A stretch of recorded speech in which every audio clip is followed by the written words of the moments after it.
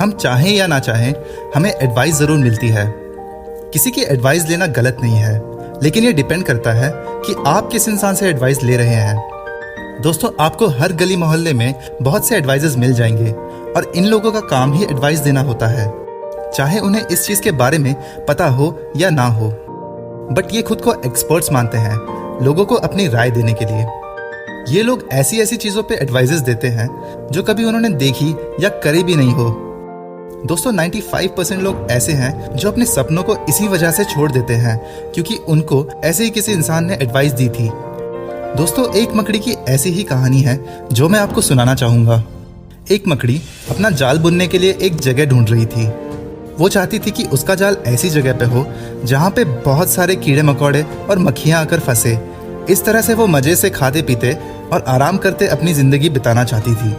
उसे घर के कमरे का एक कोना पसंद आ गया और वो वहाँ अपना जाल बुनने की तैयारी करने लग गई। उसने जाल बुनना शुरू किया ही था कि वहाँ से गुजर रही एक बिल्ली उसे देखकर ज़ोर ज़ोर से हंसने लगी।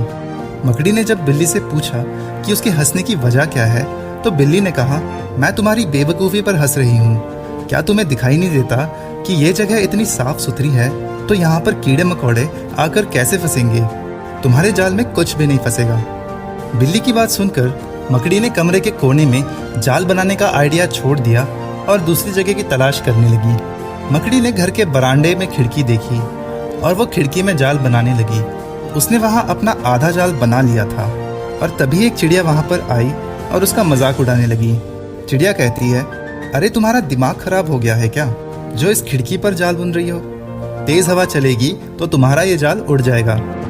मकड़ी को चिड़िया की बात सही लगी और उसने तुरंत ही खिड़की पर जाल बनाना बंद कर दिया और दूसरी जगह की तलाश करने लगी। ढूंढते ढूंढते उसकी नज़र पुरानी अलमारी पर पड़ी। उस अलमारी का दरवाज़ा थोड़ा सा खुला हुआ था और वो वहाँ जाकर जाल बनाने लगी। तभी एक कॉकरोच वहाँ आया और उसे राय देते हुए बोला, इस पर जाल बनाना बेकार है। यह अलमारी बहुत पुरानी हो चुकी है और इसे तो कुछ दिनों में बेच भी दिया जाएगा। तुम्हारी सारी मेहनत बेकार हो जाएगी।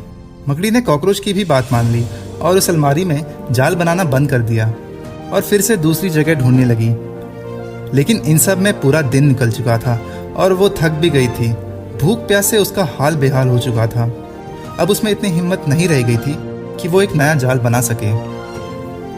थक हार कर वो एक जगह पर बैठ जाती है। वहीं एक चींटी भी बैठी हुई थी। थकी हारी मकड़ी को देख चींटी ने बोला, मैं तुम्हें सुबह से देख रही हूँ। तुम जाल बनाना शुरू तो करती हो, लेकिन दूसरों की बातों में आकर उसे अधूरा ही छोड़ देती हो। जो कोई भी दूसरों की बातों में आता है उसका तुम्हारे जैसा ही हाल होता है। चींटी की बात सुनकर मकड़ी को अपनी गलती का एहसास होता है और उसे बहुत पछतावा भी होता है। दोस्तों, आप भी ऐसे ही इस मकड़ी की तरह ऐसे लोगों से राय ना लें जिन्हें आपकी सक्सेस और फेलियर से कोई मतलब ही ना हो। ऐसी राय देने वाले नेगेटिव लोगों से दूर रहिए। आपको लाइफ में जो कुछ भी करना है उस चीज़ पर आप क्लियर रहिए और अपना बेस्ट दीजिए। या तो आप उस चीज़ में सक्सेसफुल होंगे या तो आप फेल हो जाएंगे।